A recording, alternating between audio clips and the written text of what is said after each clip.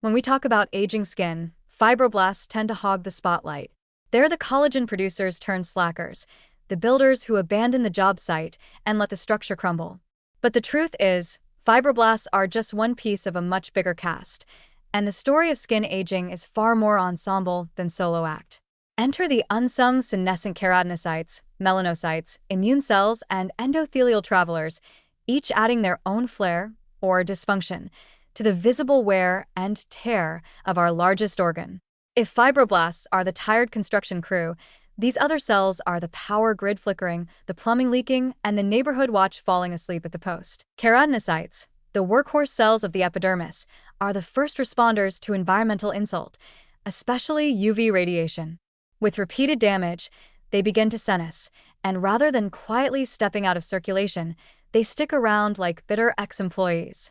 Senescent keratinocytes thicken the epidermis in odd ways, interfere with proper cell turnover, and release pro-inflammatory cytokines that perpetuate chronic, low-grade skin inflammation. This contributes to that dull, uneven texture that no amount of exfoliating seems to fix. But not all senescent keratinocytes behave the same way. Some cluster in sun-exposed areas and fuel pigmentation irregularities.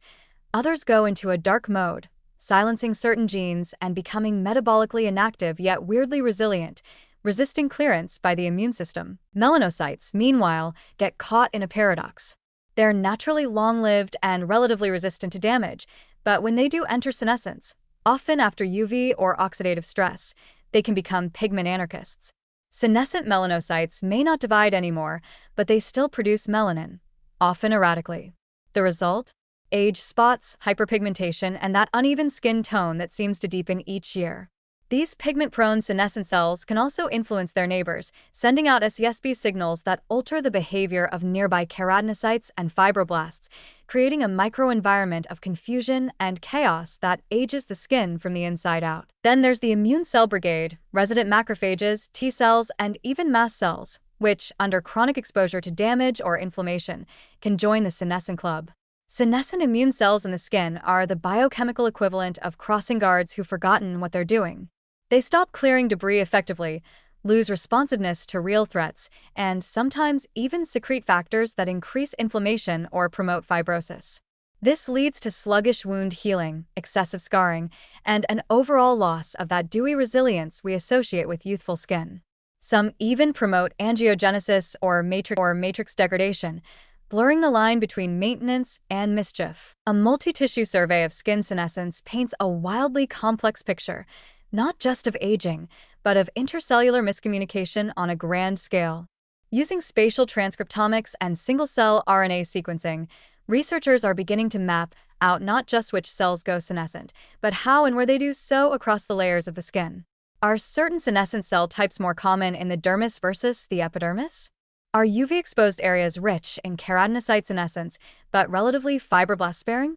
Does inflammation in one cell type trigger sympathetic senescence in others, like a cellular game of telephone with increasingly garbled messages? We're starting to get answers, and they're both reassuring and ridiculous in the best scientific way. It turns out that the skin doesn't age evenly because the cells within it don't age uniformly. Some cells retire early, some mutate under pressure, some stubbornly refuse to leave even when dysfunctional. The aging process becomes less a timeline and more a messy vote, where senescent cell subtypes campaign, collude, and sometimes just cause gridlock. The upside of this complexity is precision. We're moving away from one-size-fits-all anti-aging solutions and toward the tantalizing possibility of personalized regimens based on an individual's unique skin senescence profile. One person might benefit from targeting senescent melanocytes with pigment-stabilizing compounds. Another might need immune-modulating peptides to clear out aging T cells. Still another might thrive with fibroblast-focused senolytics.